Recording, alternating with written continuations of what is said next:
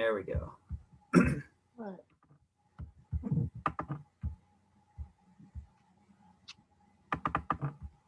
Okay. Are we muted, Steve? You are not muted, but I'm going to mute you right now. So if you have something else to say, like the rules of engagement here, just unmute yourself and then you can chime in. That'll be fine.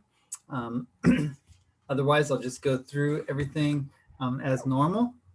And, you know, this is a discussion. It's not a lecture. So if you have some questions or whatever, you can please feel free to ask. All right, so today's topic is sleep, where the magic happens. So here's the fine print. Don't forget, this is for informational, educational, and coaching purposes only. This is not a substitute for medical advice. Please don't stop taking any of your medications or whatever without consent from your doctor, obviously. And blah, blah, blah. You know all that stuff. All right, so this is going to be like a little bit of Blue's Clues. Some of you have seen about 40 or 50 of these presentations. So as we go through these first about 10 slides, you have to see if you can figure out what's different. All right, so you know me, I want to bring the fun back into people's life through health and wellness. Clean that up a little bit. Ta-da. All right, so all of these things that I've talked about really circle around to these 10 things that we've talked about in almost every presentation. Thing number one is to eat lots of plants and animals. That's Primal Blueprint, law number one. I'm a Primal coach, Primal health coach. So we've talked about how animals that you eat are different in quality. And fruits and vegetables, different quality of fruits and vegetables. So that's not today's topic, but just to refresh your memory.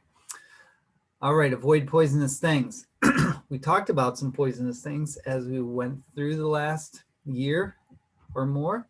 And we talked about vegetable oils, grains and sugar.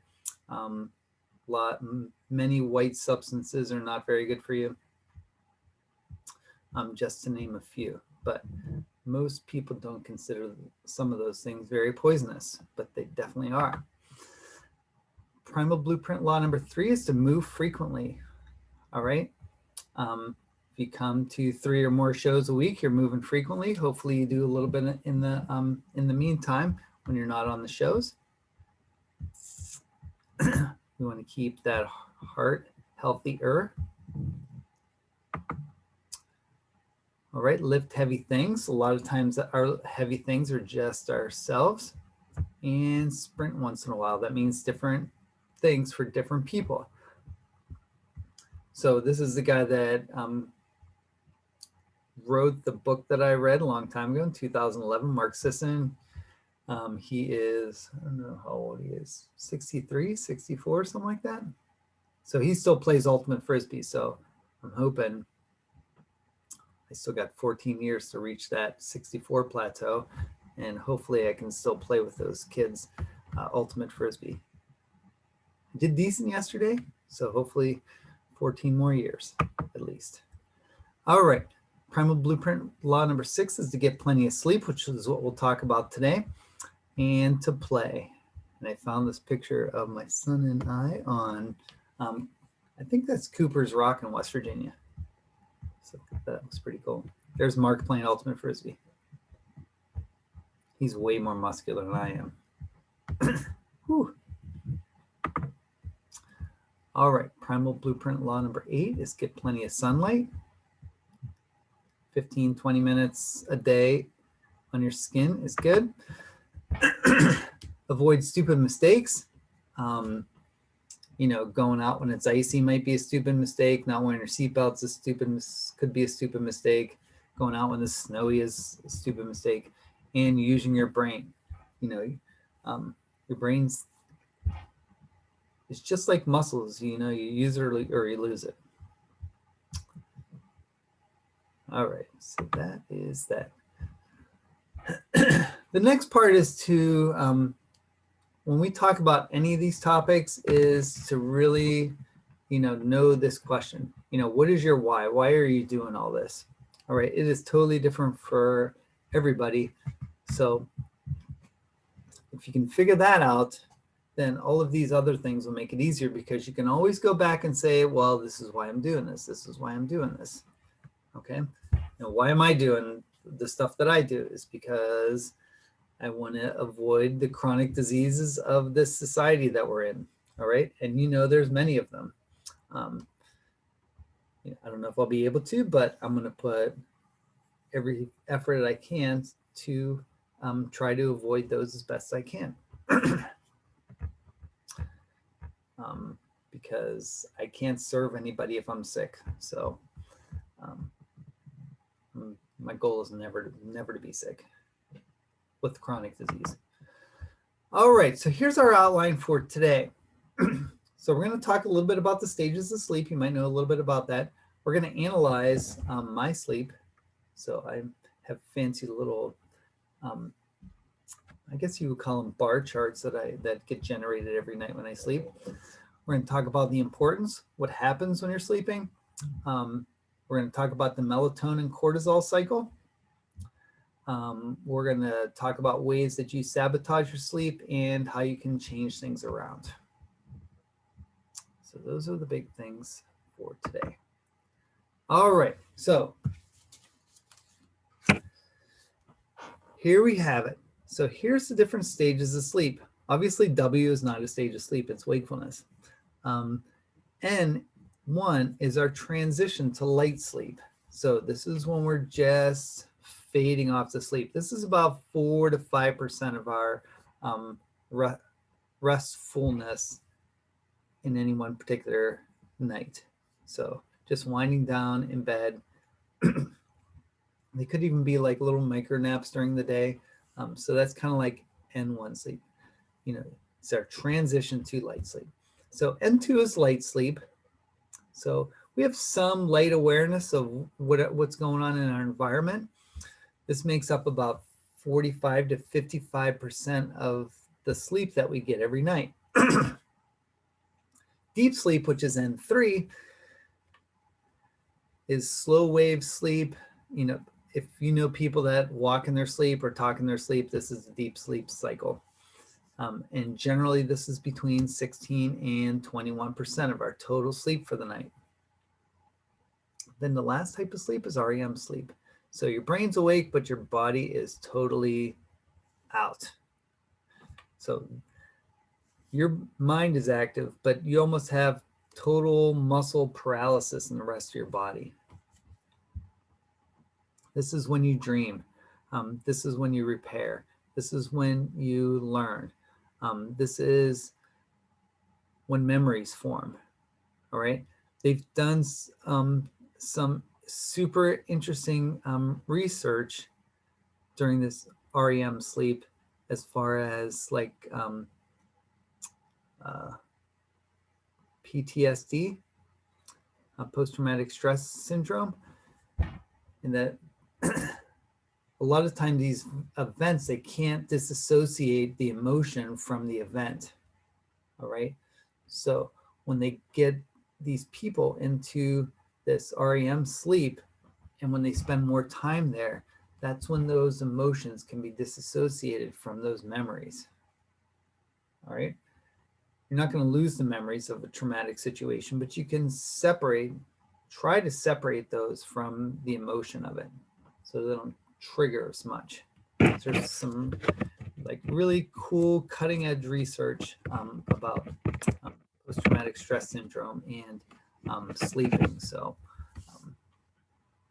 we want to have those memories, but, especially for those negative things, we don't want the emotions that are attached to them. All right. So all of these things go in a cycle. Whoop. We got one more coming in. All these coming in a cycle, and optimally there would be 5 cycles that happen every night. All right. as you'll see in a minute, I don't often get 5 cycles, and we'll count those up, and they're real easy to count. 7 to 8 hours is the best. So if you get 8 hours of sleep, that would be about 4 hours of, light awareness, your N2 sleep, about an hour and a half of our N3 sleep, which is deep sleep, and about 2 hours of REM sleep. So this deep sleep also is a critical time for physical restoration. So the deep sleep is when your body's going to repair itself. It's going to, restore function to tissue, muscles, organs in your body, and really work on cellular repair. And all these things are working on in a cellular level. All right. And this is deep sleep is also the time where your immune system gets to, take a little break and restore the function that it has. Okay. So I think the more deep sleep, if you get a lot of really good sleep around the time you get your vaccine for whatever, then there seems to be a link on how more effective that your vaccine is going to be. So sleep is pretty important. Any question on the stages of sleep?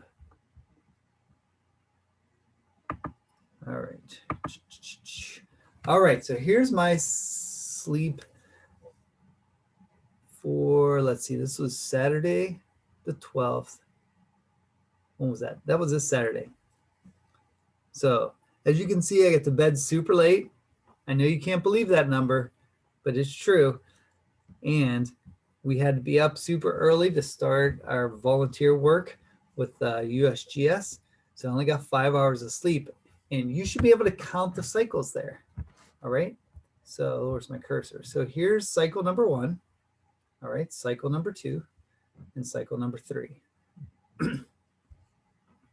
So that's not optimal. You can see that I had 2 hours and 52 minutes of light sleep, 52 minutes of deep sleep, and 61 minutes of REM sleep. So the percentages actually are pretty good. My deep sleep was 17%. My REM sleep was 21%, but my sleep time is off. So that, that throws that all off. So from 5 hours, that's 3 less hours than 8. So not a good night's sleep, although we had stimulating things going on all day. So I really wasn't too tired that day. All right. Sleep analysis number 2. So see if you can count how many sleep cycles I had that day.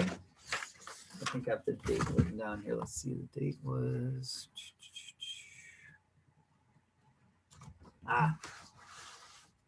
So this is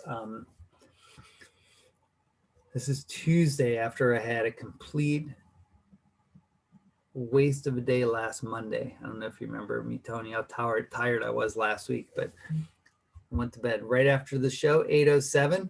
Show was over at 8. My lights are out at 8:07. And I almost got 8 hours sleep. And you can see almost 5 cycles there. All right, but not too much deep sleep, only 9%. My REM sleep though was 24%. So, that was pretty good. I don't remember any of my dreams, so obviously nothing was, important enough for me to remember, but I don't remember anything that I dream about. And it did say I had the usual amount of regeneration for that particular evening. All right. So that was after I had a completely wasted day on Monday. All right, so this is Sunday, June 6th. You can see I crushed the sleep. I almost got 8.5 hours. 14% was deep sleep. 17% was REM sleep, but it was like 84 minutes. So that I consider that crushing it. So let's see, 1, 2, 3, 4, 5. I could almost count 6 cycles in there if you look close enough. And I slept in all the way to 6 o'clock, which is totally amazing. So that was good on a sleep cycle. All right, just one more. I won't bore you with my minutia, but you can count up the cycles on this one. Go ahead, Sally. What's the orange interruption mean? That means I had like little periods of wakefulness. So maybe I had to go to the bathroom right here because this is a longer one. So I jumped up. Maybe I rolled over a couple times and I opened my eyes. Maybe I looked at the clock or something like that. Okay, thanks. But you can see that sleep's kind of choppy. And I got less than 6 hours that night too. And that was Monday the 7th. So that was after a game of Ultimate, which I hadn't played in 2 years. So I was pretty exhausted and didn't get enough sleep. But sometimes you get what you get, right? So for this one, I only got 13% deep sleep. My REM sleep was 23%. But overall, I would say it's not super good because I only got 6 out of 7 hours, 6 out of 8 hours. All right, so let's talk about why sleep is important. So what Thomas Jefferson said a long time ago is a pile of crap. He was all about like staying up as long as he could and getting as much jammed in as he possibly could do. And I think either him or Benjamin Franklin came up with one of those phrases about, I'll sleep when I'm dead or something like that. So that was a pile of rubbish, of course. There's a lot of good stuff that happens when you're sleeping. Like I talked about before, improving memory. All right. Some other things that it does is, I don't want to say it prevents diabetes, but the people that sleep more have less diabetes. I think that is a correlation. Might be a slight causation, but definitely a correlation. People that sleep longer or sleep shorter are heavier, have a worse BMI, and they tend to eat more. Those people that sleep less. As an overall grouping of people, you might sleep a little less and you might not have these things, but generally speaking, that's what the trends are. So like I said before, as far as the immune system goes, and I'm going to skip around on this one. This allows your immune system to rest when you're sleeping, and it increases the ability for you to fight off things later on with better sleep. So, when your mom told you a long time ago, when you're sick, you should sleep. I don't know if they knew why, but maybe it was mother's intuition, but it was a real thing. It helps you fight infection. So another one that I'm not sure is on there, but it also helps you lose weight. So as a pure just time factor, the longer you sleep, if you're asleep, generally you're not going to be eating. So in a very like crude sense, it'll help you lose weight. But the less sleep you get, your body tends to create more ghrelin. All right, ghrelin is the hormone that stimulates your appetite. All right, it also decreases leptin, and leptin is the hormone that tells you you're full. So if you got more hormone that tells you you're hungry, less hormone that tells you you're full, then you're going to be eating more, right? So getting better sleep puts those hormones in better balance. And then if you throw in late eating or eating in the middle of the night, and that even makes it worse. All right, so next on the list is dealing with muscular system, we're going to talk specifically about the heart. So why is it good for your heart? So lack of sleep causes cortisol to be thrown in your system, because if you don't get enough sleep, that's stressful. And the stress hormone is cortisol. And cortisol can degrade muscle tissue.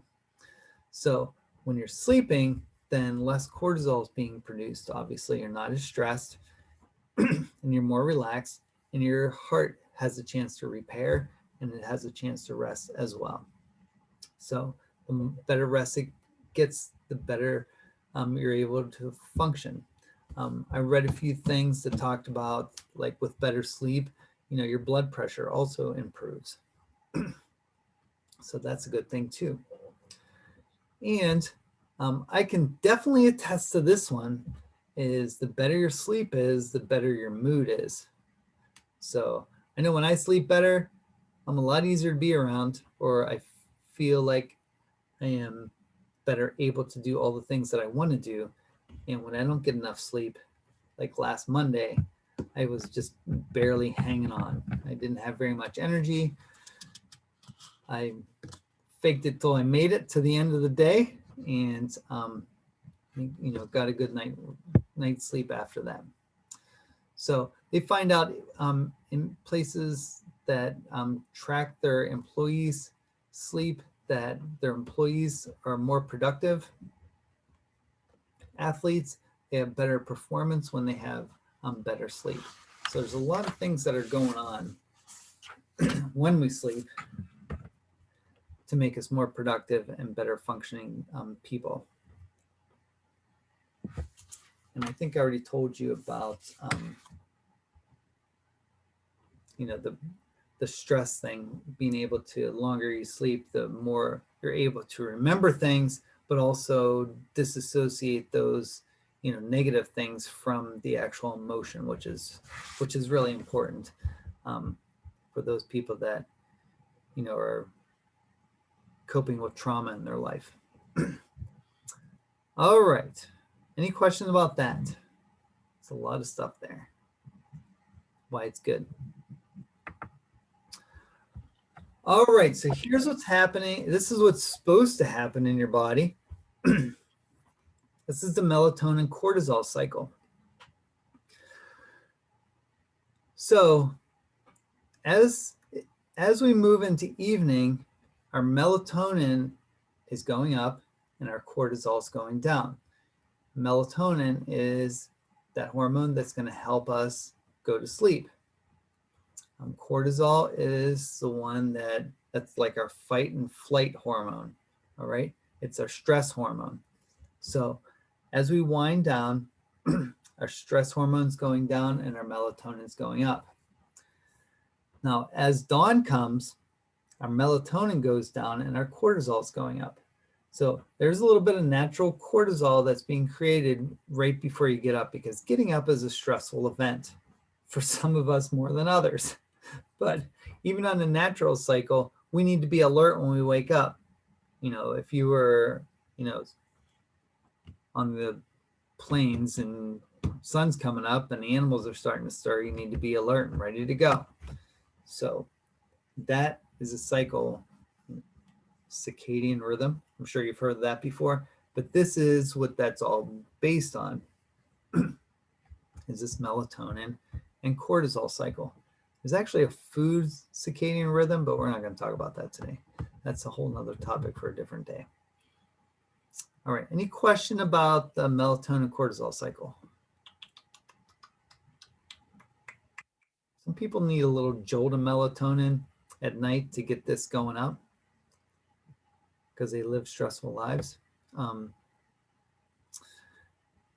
There's mixed evidence as far as whether taking melatonin long-term is harmful. But there's also a good bit of evidence saying that, long-term use of melatonin doesn't really affect too many other things. All right, so before we talk about how we can improve our sleep, let's talk about how we sabotage our sleep to begin with. So one thing that we do to sabotage our sleep is not getting natural light during the day. All right. So that's an important part. Eating too late. That so if when we eat too late, our body's energy is focused on digestion rather than, the repair of our brain, of our muscles, of our organs, of our immune system, and our blood's going there to take care of the stuff that you have in your stomach. That's what I call it sometimes. So if your body's worried about a meal and disseminating that, sugar, proteins, fats that you've just taken in, then there's less energy to go out to the other places and start to repair. So eating too late is one way to sabotage your sleep. Eating carbs late is another one. So carbs are stressful.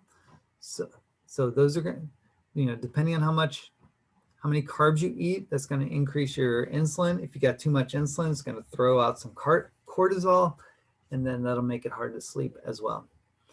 Exercising too late. I don't know if you've exercised late into the day, but it kind of like gets you juiced up.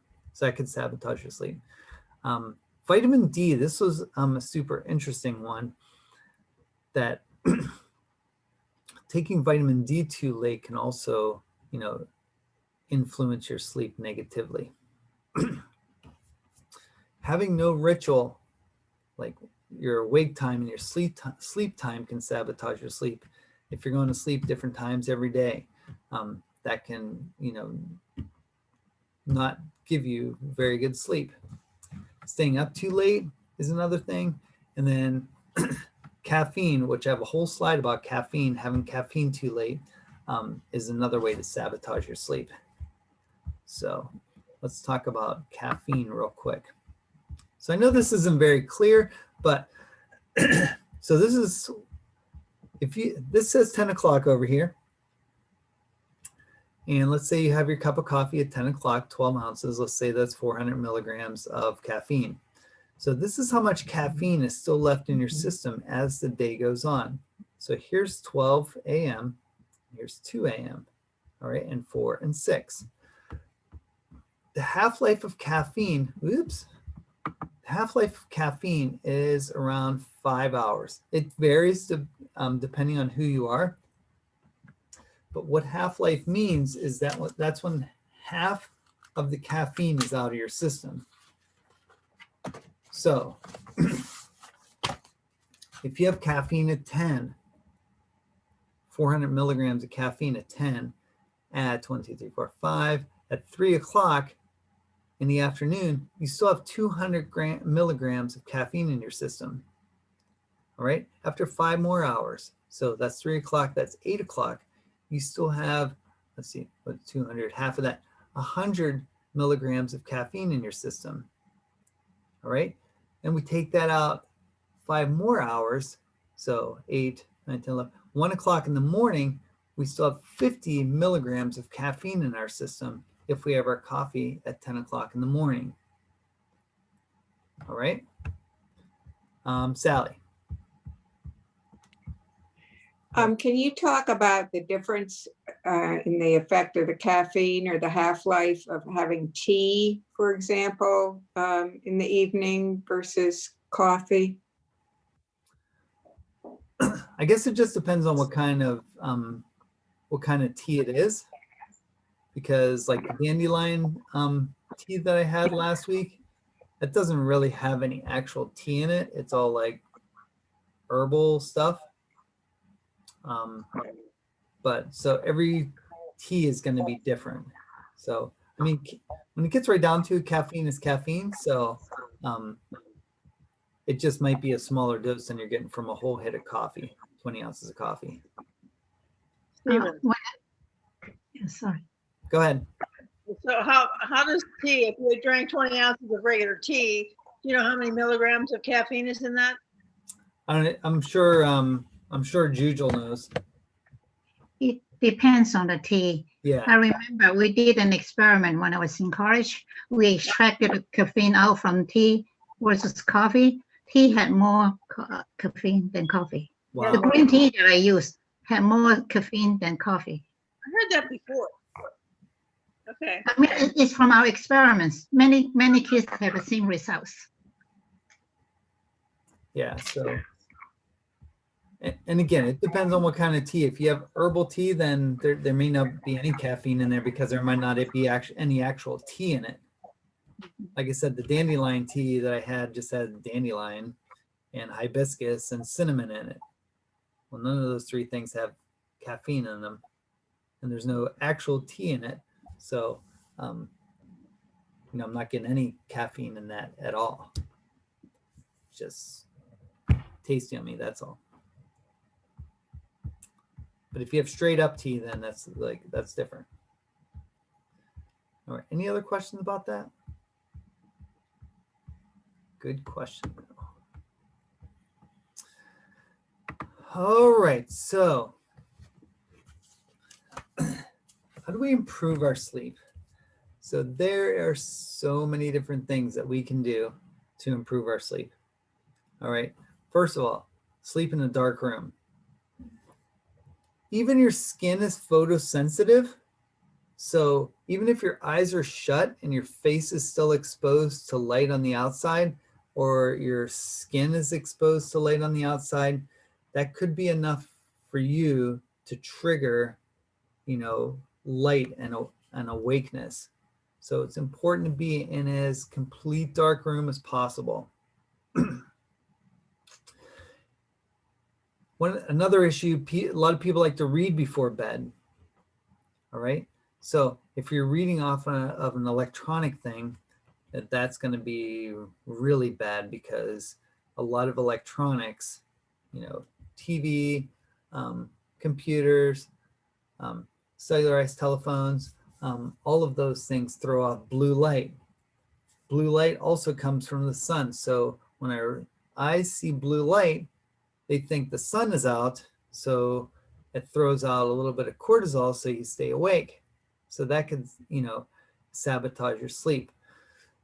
So the best way to read in bed or to read in the evening is to use like an orange light or, even candlelight, although don't take candles into your bed. That would be very bad.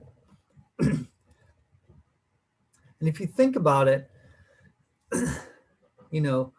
when we didn't have electricity and we just had fire, the fire throws off that, yellow orangish light.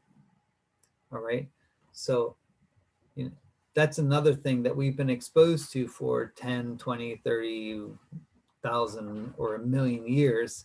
So that has been ingrained in us that once we start to see that softer light, then that kind of like, starts tuning us out, to go to sleep. So, and then we go down here to get some blue light. So blue light is just the blue part of the spectrum, like where ultraviolet light is. On that end of the spectrum, the smaller wavelengths of light. And the best thing to do as soon as you get up is to get out and get some exposure, to the sun or sunlight. It could even be through a window, just to get that additional stimulation to wake you up and not be in a dark place all the time when you're up, and you're going to be like groggy in the morning until you really wake up. And then you need all these, awake aids to get you going every day. And that full spectrum natural light, kicks into that melatonin cortisol cycle that I talked about before. So as the sun goes down, you get that softer light and your body starts to wind down. When the sun comes up, you get that blue light and your body wakes up. All right. So here's some other interesting little sleep hacks. There's a lot of them. Light exercise in the morning is a good way to get your body jump started for the day. Somebody reported to me, I don't think they made it on the call yet. Let me look. No, not yet. she mentioned that she did a little bit of exercise and she was able to sleep a little bit easier at night. So, I'm sure when you exercise, I know it's 1, 2, maybe all of you have reported that when you do a little bit of exercise during the day, it's easier to get to sleep at night. Magnesium and zinc are two, I guess you could call them supplements, 2 things that you need to have in your diet that helps with sleep. Dr. Hyman calls magnesium the rest and relax supplement because it really relaxes your muscles and stuff. Zinc also, if you have low zinc, it reduces your melatonin. So if you have the right amount of zinc, then that'll help your melatonin cycle, especially for the end of the day, for you to wind down. Get cooler. I can't remember the exact temperature to sleep in, but I've looked at this number a bunch of times and the number 68 is ringing a bell in my head. So having it a little bit cooler in your environment actually helps you sleep a little bit better. When you have the heat cranked up, it's not as conducive to sleep.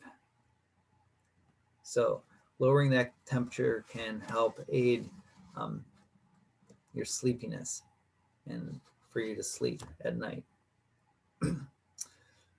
All right, so guided meditation is another thing that some people can really use to help them go to sleep. I haven't used meditation for anything. I don't know why, that's just not my thing.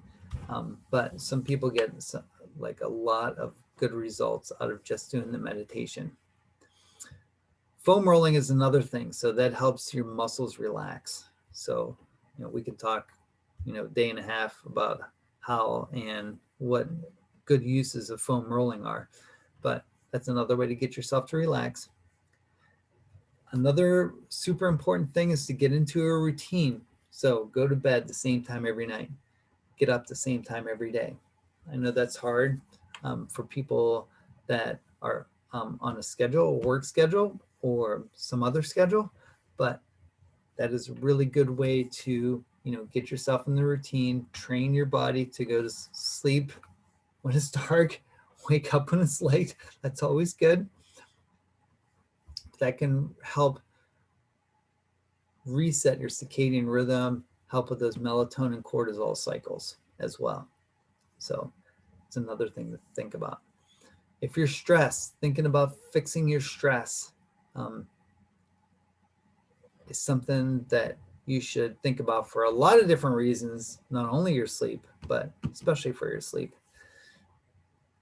Maybe for some people, it's just writing stuff down, getting it on a piece of paper, like brain dumping it on there. We talked about brain dumping a long time ago with Dr. Chatterjee stuff, but just writing everything down that's worrying you, get it on a piece of paper, let the paper handle it so you can go to bed and you can worry about that later.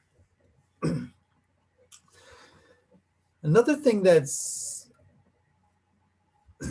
I feel is pretty important that probably none of us do is something called grounding. So if you know anything about the nervous system, and it is an electrical system. So, anytime there's impulses that, go from here to wherever, it's an electrical process that goes on in your body. And if you've ever rubbed your feet along the carpet and you zap somebody, all those positive ions are storing up in your body. The earth is more of a negative charged thing, and we tend to gather up positive charges. But it's important for us to let go of those, positive charges in our system and kind of neutralize our electrical system in our body. And most of us never touch the ground with any part of our body. like the actual ground. And when you do that, that is a chance for all those, positive ions on your body to go into the earth, and then you take in some, negative ions. I know I've talked about this a long time ago, but anytime you can get outside and put your feet on the pavement or even in the grass, like your bare feet right on there, is a good chance for you to ground. And there's a lot of amazing research about how that's helped, kids with learning attention problems in school, grounding these kids, even helping you psychologically. It's been shown to, have some pretty good benefits. So, think about grounding yourself, even once a day, just getting out and putting your feet in the grass or on the pavement, something that's actually connected to the earth. Even running around in your bare feet in the house isn't really going to ground you because you're still not in contact with the actual ground. But if you grab onto a copper pipe in your house that's connected to the ground, that would do the same thing. All right, I know that for some people that's kind of like voodoo magic stuff, but it is a real thing. We are electrical animals. The next one is orange glasses. So orange glasses filter out that blue light. So if you got to stare at a screen in the evening, then try to get some orange glasses. I'll get to you. Hold on, Sally. And that's what these are over here. You need to invest in a pair of these orange glasses. And basically they're blue blocking glasses. So they block that blue light from getting in there and stimulating your mind. Or you can just shut off all the TVs or screens too. All right, go ahead, Sally.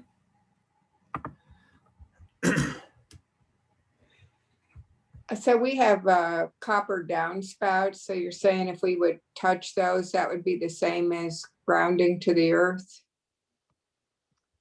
I would say so, as long as that's going. Are they going into the ground? No, not really. They have to be touching the ground. Like the piping in your house is copper. If you have copper piping in your house, that copper piping eventually touches the earth by bringing the water in or out. So that would work. I know when we got some grounding mats, we had to make sure that that the plug was properly grounded. It might say it's grounded, but it may not be grounded to the earth. So we had to check some of our outlets, because when we plugged in our grounding mats, which we have, that metal has got to be touching to an electrical box that's actually physically grounded to the ground, just like lightning rods have got to, when they get hit with lightning, it has to be able to travel to the earth to be able to disseminate. Same idea there. The wires have got to be going down into the earth to ground, whatever it's touching. Which, if you're touching it, then it would be you. And how long would you say practically you need to be barefoot in the grass to get much benefit? I think everybody might be different. I think any amount's going to be more than what everybody's doing right now. So that I don't remember. I've watched a bunch of videos on it. I've researched it, but as far as like a time commitment, I don't remember a specific time commitment at all of anywhere saying that. We have it laying in our bed, and we obviously touch it with our ankles and feet all night. So theoretically, a lot of, we're getting deionized, I would say, all night long. Not that you need to have that all night long, but that's what we have. They make those grounding mats for like under desks too. So carpet floor is not good then, because you're getting all the charges. A wooden tile would be better, or ceramic tile. don't think it matters too much because as far as getting rid of those things, you're not touching the earth. I know you're asking a different question, but I don't think that makes much of a difference. I just think we accumulate these things over time and we never get rid of them. So it's important for us to get rid of those things that, at some time. Some people never get out of their shoes and never get out of their house, or don't take their shoes off when they're outside. So they never physically touch the earth. So. But it really feels good, when you're running in the grass, in the lawn, it's really nice, I refreshing. know, it feels awesome. And that's probably why you're getting rid of all these negative mojo you got on you.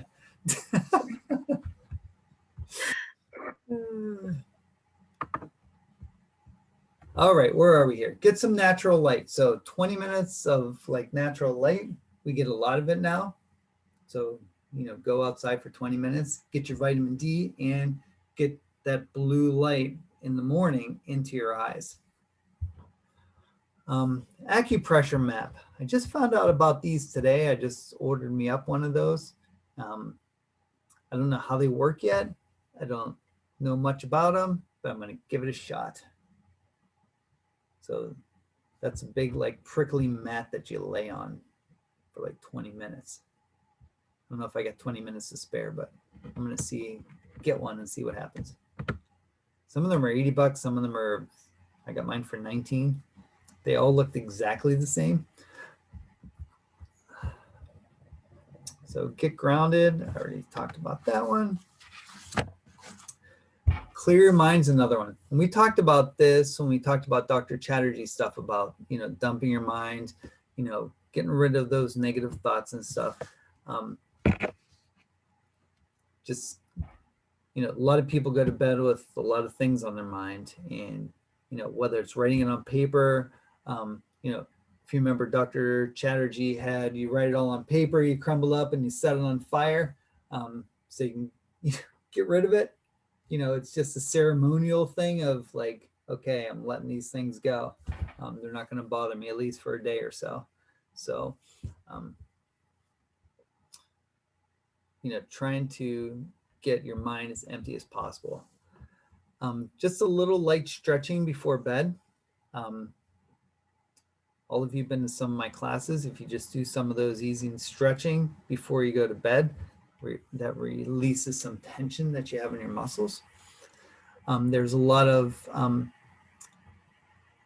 herbal therapies that you can use. Like, there's a lot of things made out of lavender that, aid with sleepiness. Which other ones did I think? Oh, valerian root is supposed to help, get you ready for sleep.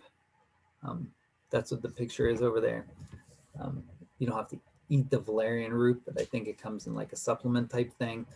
Using melatonin is, that's not herbal therapies, but it's,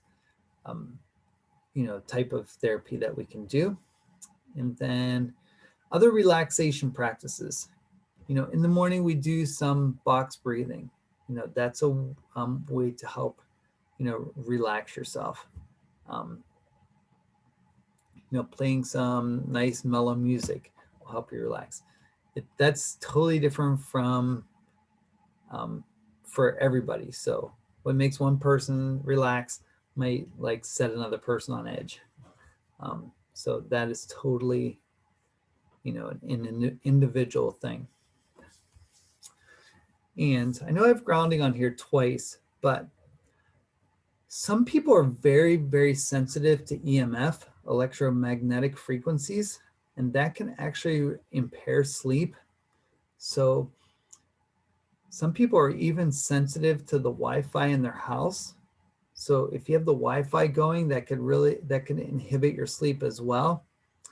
So I know Ben Greenfield that I read a lot about, he shuts his Wi-Fi totally off at night. So there's none of that EMF, floating around, to influence our systems. we really have no clue what EMF does to our system, because it has only been, 1/1,000,000th of 1% of time that humans have been on this planet where we've created EMF, electromagnetic radiate or frequencies, through Wi-Fi, through radio signal, through, television signals, all these things that are going on that we can collect all the time. We just don't have any clue what that could possibly do to us. So minimizing that as much as we can, super important.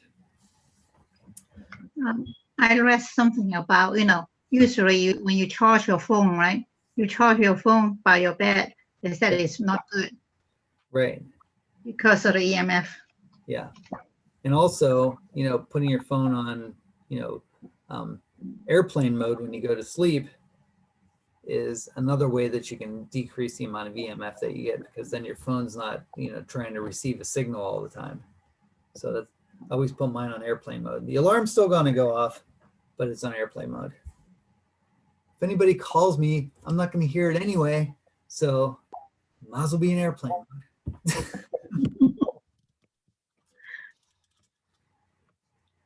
All right. Any question about any of those things? Last week we talked about relaxation or self-care techniques. So Epsom salt bath is another way to help your body relax. You actually absorb some of the magnesium when you take an Epsom salt bath too. So I know some people did some of those last week. So, if that's what does it for you, then do it. Epsom salts don't cost that much. Whip them in, take a bath, get it done. All right. All right. A couple other things to think about is, shutting your electronic devices off, 2 or 3 hours before bed, so you're not getting bombarded with that EMF. Not eating 2 or 3 hours or 3 or 4 hours before bed, so your body can worry about repairing itself instead of worrying about digestion. So just some simple little things that you can do. All right, so a couple things to think about. Easy things. So limit your screen time at night. Read a book instead of an iPad. Think about creating a ritual, right? Life's too short to be spent staring at a screen your whole life, right? All right, any other questions? Because I think that is the end. I want to ask, if a person's snoring, what kind of sleeping phase is that? Light sleep or no Snoring. sleep? I'm not sure I've ever seen that that's associated with a particular stage of sleep. That's a good question, though. Let's see.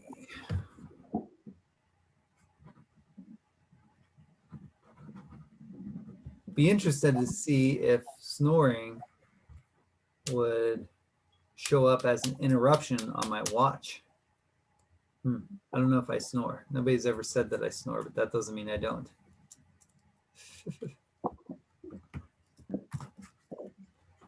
When you don't remember any dreams, does it mean that you didn't have any dream, or you just don't remember?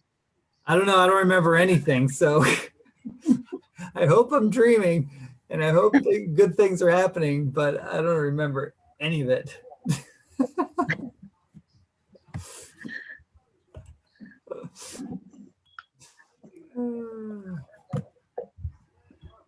Another good question.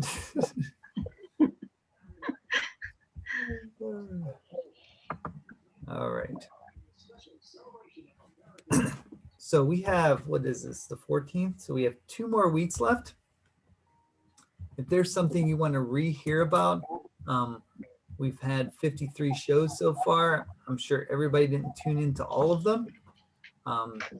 So if there's a particular topic that you think you might like to revisit in the next couple weeks, please let me know. That's how we fell out. That's how we fell on the sleep today. Because believe it or not, the sleep show was number 2. So that was a long time ago. So if you missed my Steve, could second you show do could you do the PUFA show again? Ufa? That's one of my favorite shows. Yes. Yeah, I missed that one. I'd like to see that one. Yeah, we can do the Poofa show. Woohoo.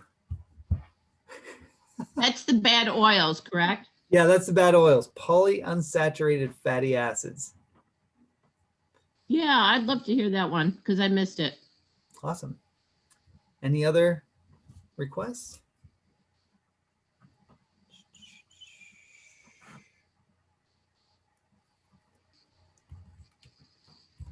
All right, you know what time it is. Bedtime. Bedtime. It's bedtime. Woo!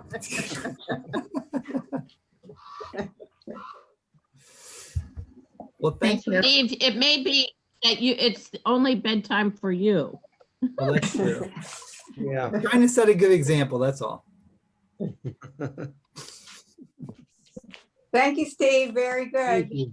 All right, thanks for coming, everybody. I appreciate it. You're welcome. Enjoy your sleep. Thank you, All Steve. right, thank you. Yeah. I hope We'll so. see you next week. Yeah, some of us won't be getting up at 3